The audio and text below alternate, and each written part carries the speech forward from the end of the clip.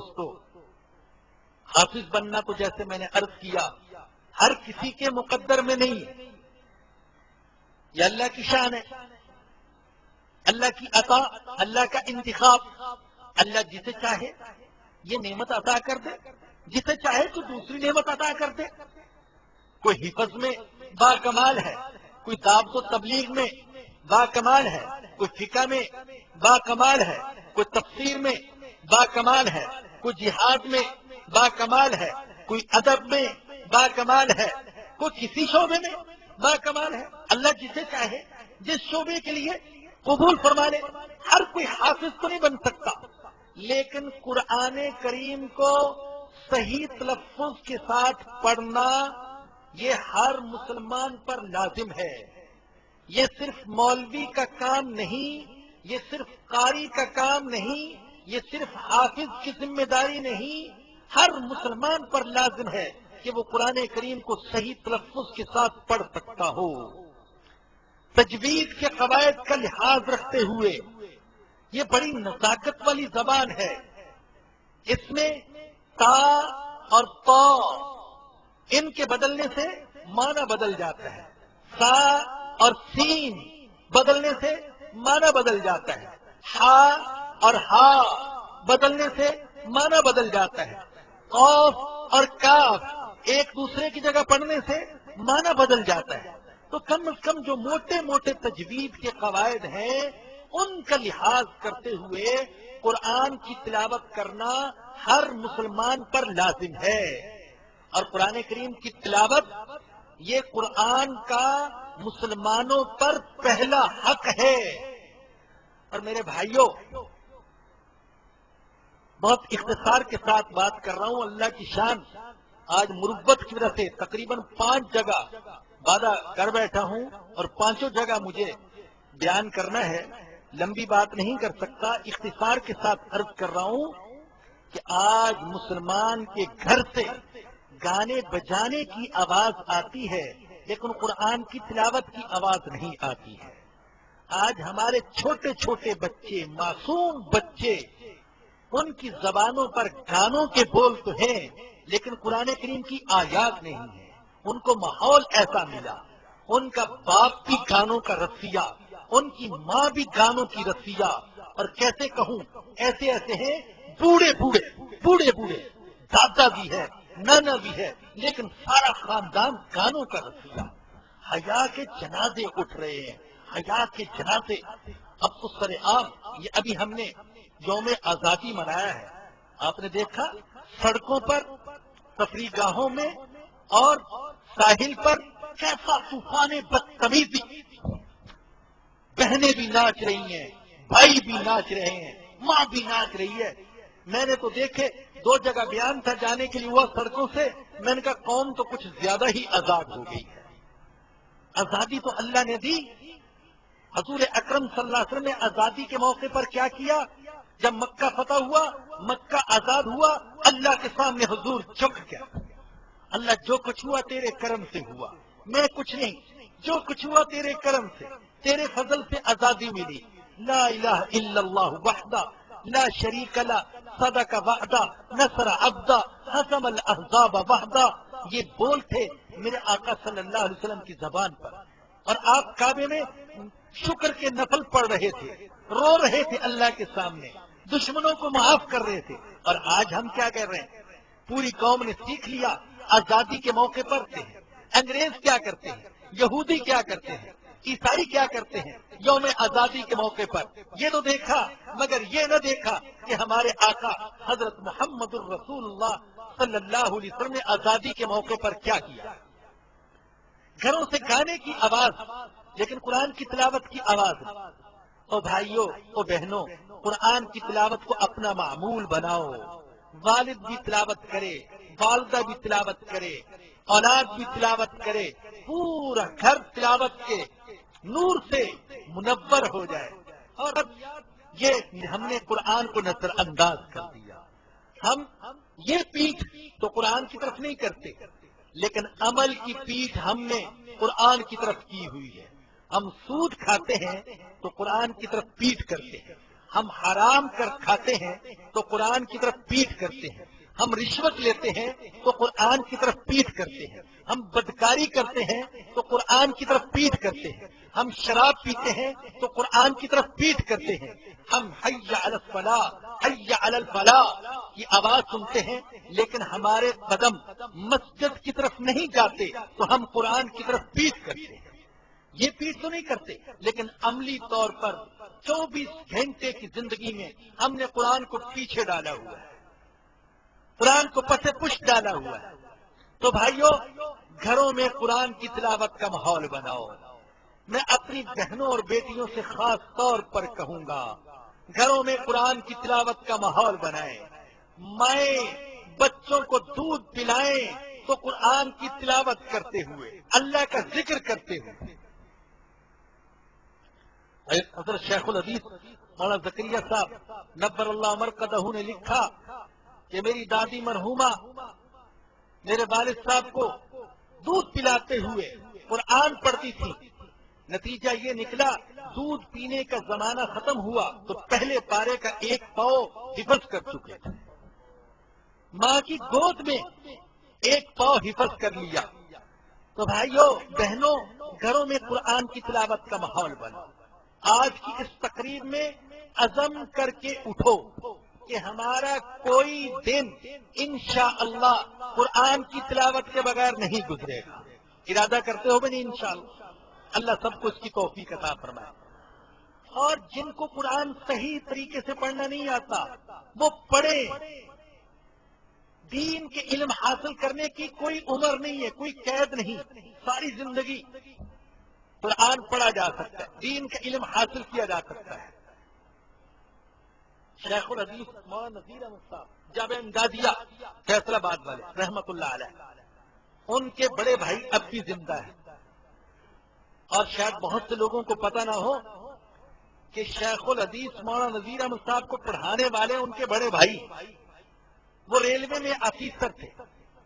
انہوں نے قرآن پاک حفظ کیا ریلوے سے ریٹائر ہونے کے بعد، اور مجھے انہوں نے خود بتایا کہ میں نے جب بڑھاپے میں قرآن پاک حفظ کیا تو میں نے ارادہ کیا کہ میں بوڑھوں کو قرآن پڑھاؤں گا، چنانچہ میں نے جو کلاس قائم کی اس میں 85 بوڑھے قرآن پاک پڑھتے تھے۔ تو شرمائیے مت کہ ہم تو بوڑھے ہو گئے، اب قرآن کیسے پڑھے؟ ہائے اللہ!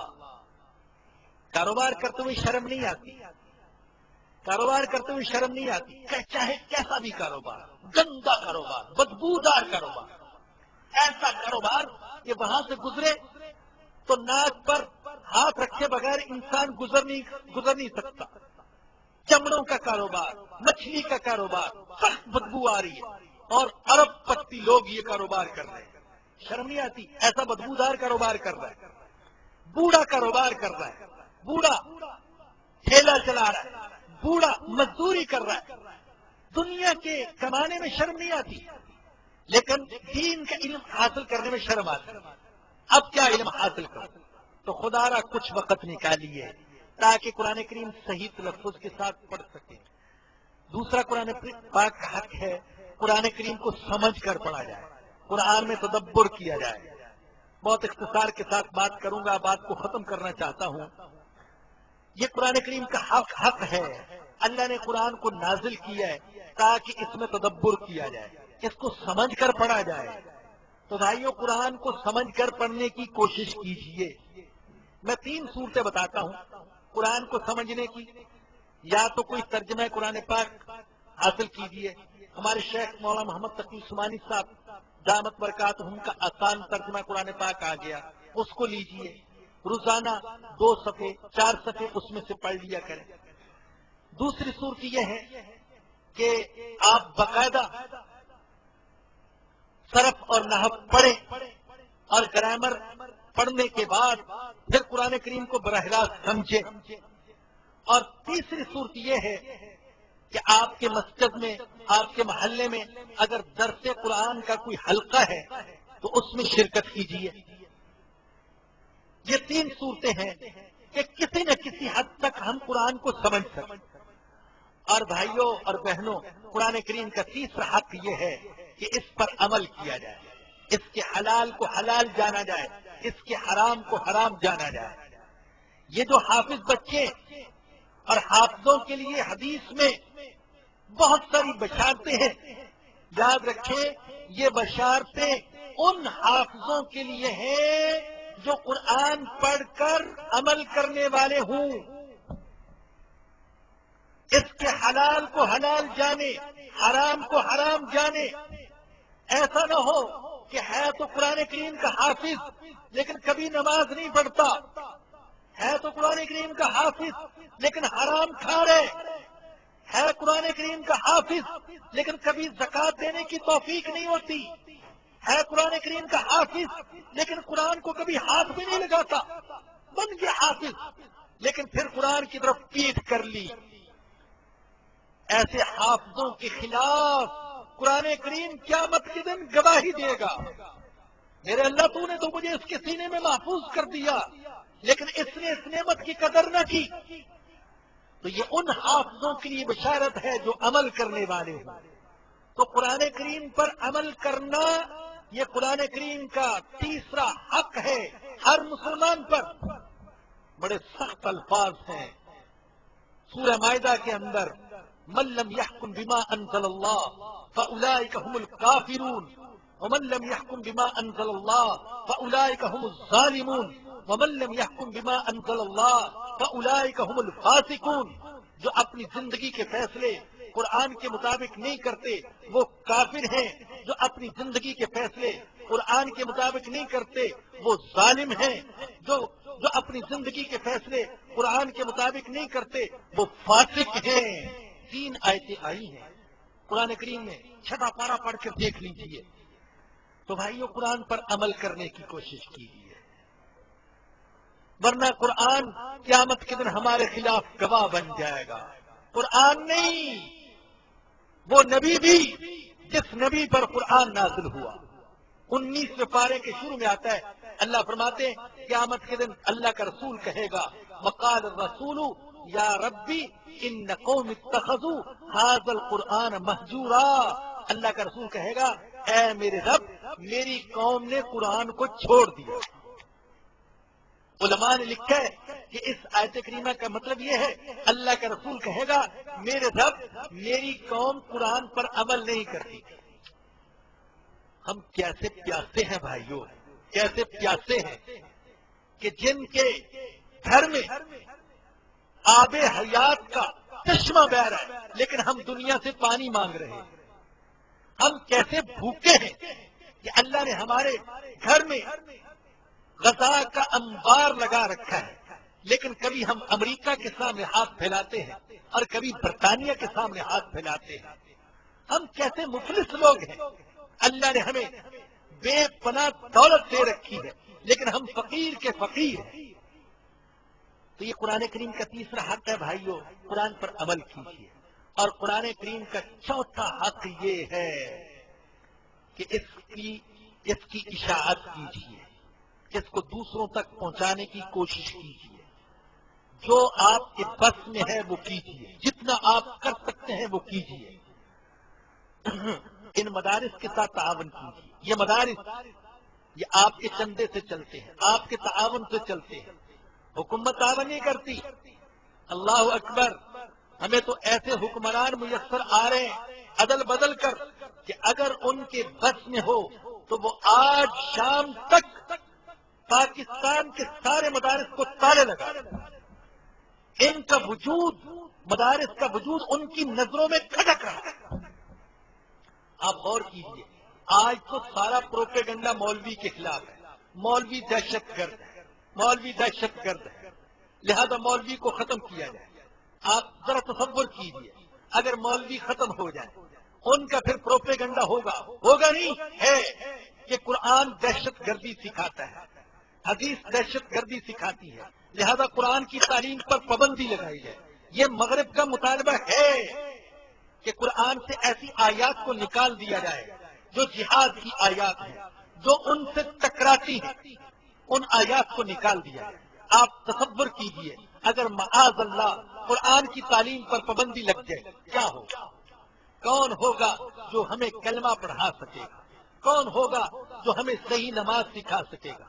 کون ہوگا جو ایسے چھوٹے چھوٹے معصوم بچوں کے سینوں کو قرآن کے نور سے منور کر سکے گا؟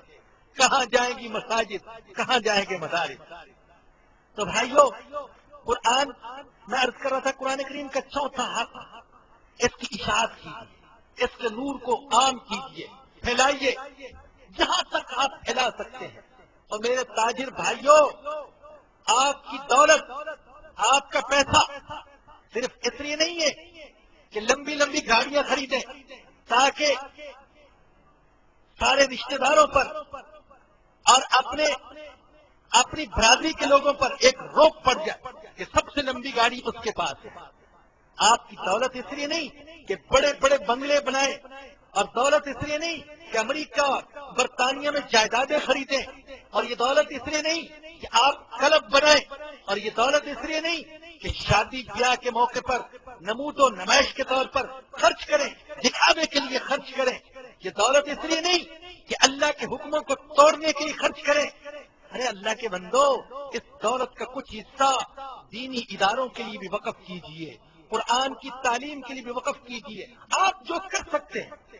جیسے میں نے کہا، اس نوجوان کو میں نے دیکھا جس کا میں نے ابتدا میں ذکر کیا کہ ابھی کو 2-2.5 سال تھوڑا ہی عرصہ ہوا، لیکن وہ بتاتا ہے کہ میں صرف اس کلاس پر اب تک 65 لاکھ روپیہ خرچ کر چکا ہوں۔